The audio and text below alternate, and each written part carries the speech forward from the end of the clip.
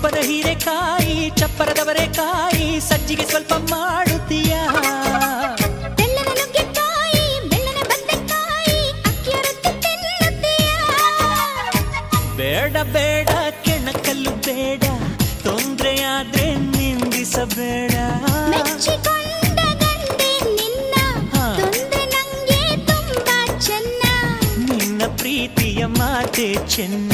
ಮಲ್ನಾಡಡಿಕೆ ಮೈಸೂರು ವಿಳದೆಲೆ ಬೆರೆತರೆ ಕೆಂಪು ಪೋರಿ ನೀನು ಪೋರ ನಾನು ಕುಡಿದರೆ